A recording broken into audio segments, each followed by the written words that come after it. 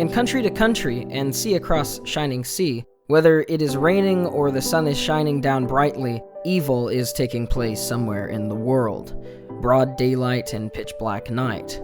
What makes a good criminal and a good detective? What splashes and swirls around inside someone's head as they chess piece their way, move people willingly or not, move them knowingly or not, and trap the object of their desire into a corner that they've formulated?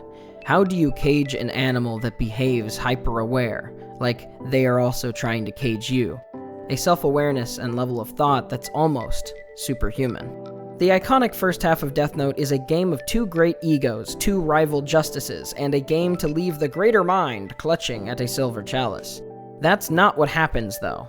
Instead, a game rewarding the more sociopathic takes place, the more cruel, a game of who can tune out the white noise in their head, disregarding or leaving behind emotions in a sunk-cost game of ego to avoid losing because they both hate to lose. Spoilers, obviously.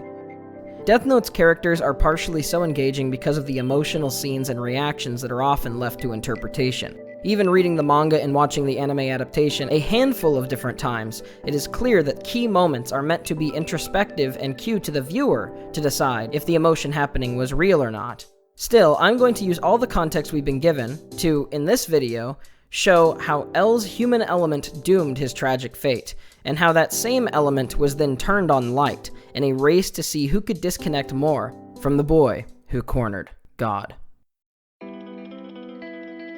So let's get a little emotional, and first look at L.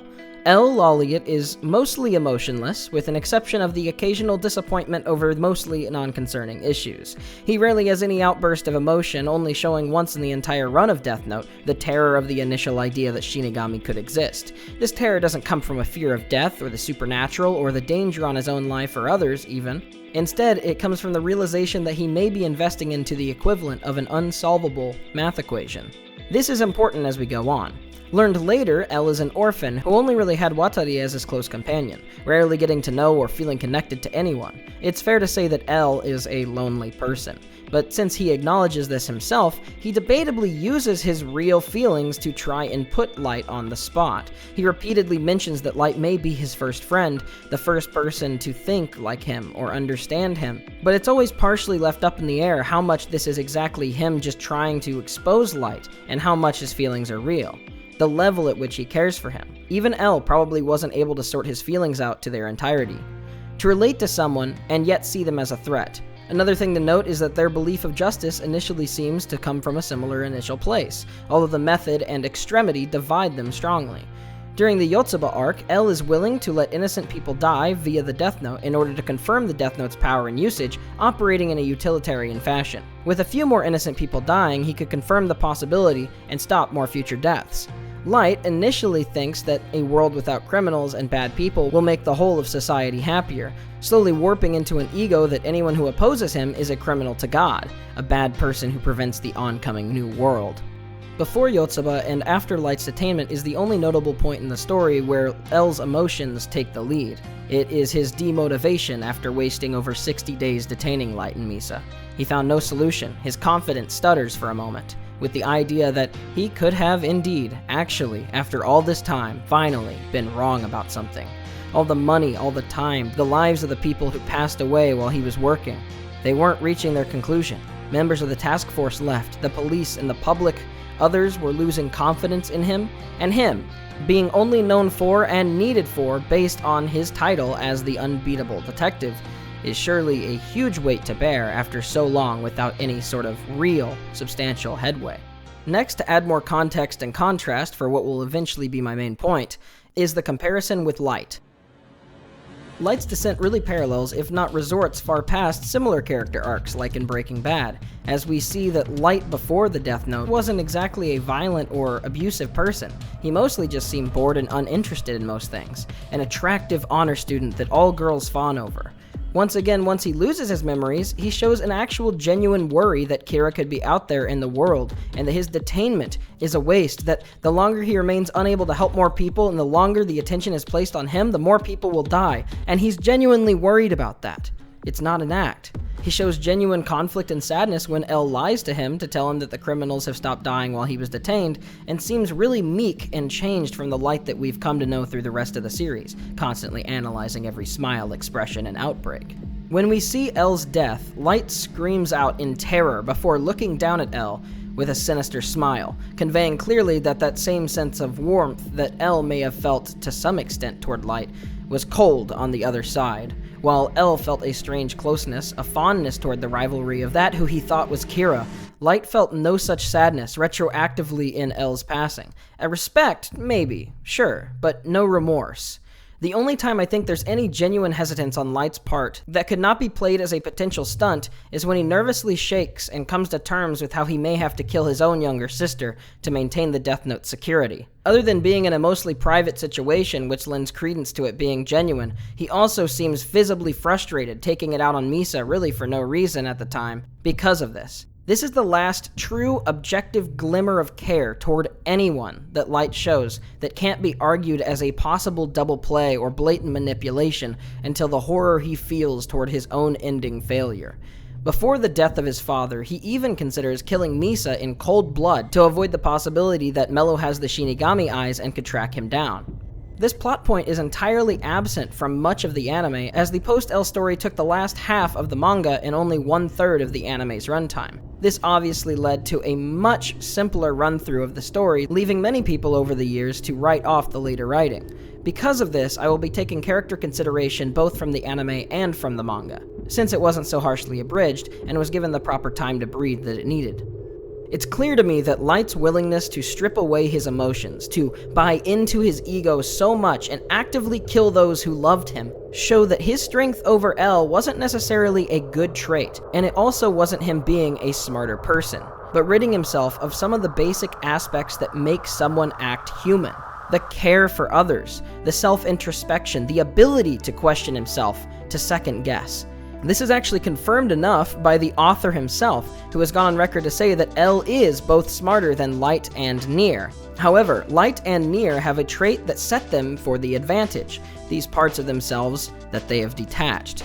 L publicized this fight with Kira, and in a way ended up contributing to the deification of Kira, not only by Light, but by the public as well.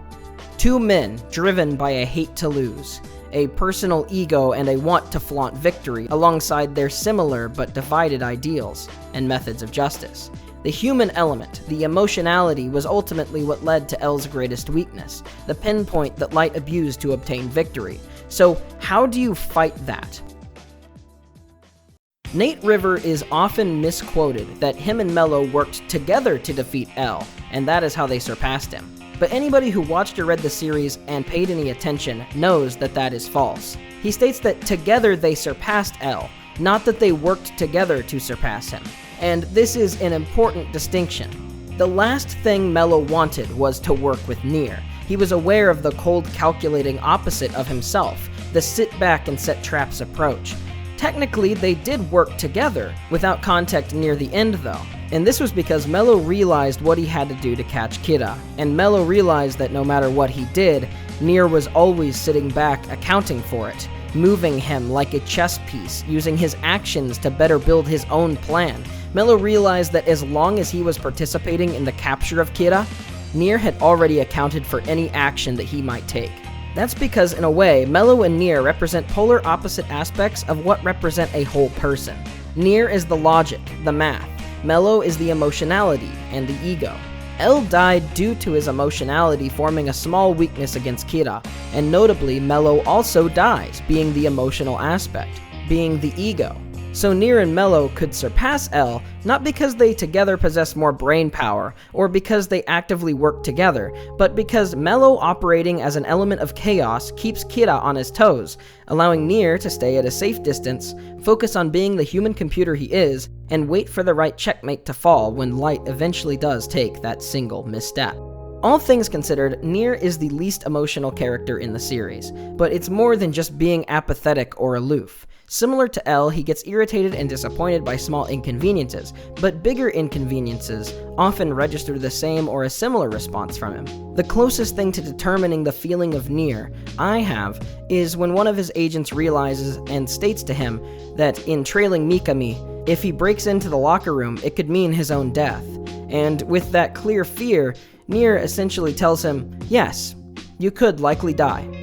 If you're not comfortable with that, we'll send another agent. Which I think shows some level of respect or concern to the people following him. But even with that, he mentions that he'll have someone else do it. At the end of the day, his plan will go on. It may delay the marching forward, but it will not move backward. The thing that ultimately gives Nier the advantage against Light, however, is that while L and Light contained their own justice, own ego, and L just cared a bit more about the people around him, Nier possesses little to none of that. The series makes no attempt to be subtle. Nier sees this entire situation as a game. A fun, albeit serious, strategy game between two players. Only difference is, while the world is the playing ground, the world is not their stage. Nier never intends to share the existence of the Death Note. He doesn't intend to tell anybody that L caught Kira. He doesn't intend to make any sort of public victory. Instead, he wishes to just have Kira eventually stop working and fade into the past. There is no ego in it. He even openly considers himself to not be as great as L. All he cares about is winning the game. For once, we see something far rarer between two parties in a story. Not two rival justices, but one justice versus somebody who is acting amorally to justice, with the person apathetic claiming victory and preventing the murder of many people. Storytelling-wise, they even end up framing Nier in the final moments with a classic villain mantra, as he states that Light and him are really no different. They both believe what they decide as moral to be righteous. But while one has ego to kill countless people in order to try and change the world to his beliefs, the other acknowledges that it's all that is. Someone with an ego, a chimp with a machine gun. Nier never saw Kira as anything special. While L helped build Light's ego as a god, Nate only saw a serial killer. Nothing more and nothing less. In a way, the things that Nier lacked of L allowed him to drive his ship more steady, and the things that Light had, Nier had more clearly. And that's what made me realize that Nier wasn't as much of a successor to L the character as he was to Light. He had all of the strength of Light, without the ego and the vanity, the delusions of grandeur. Just this and their ideals separated them really. And that's why Nier, while not Light's most technically powerful adversary, was the most potent for him specifically. In my eyes, that's how just a boy managed against cornering not a god, but another criminal.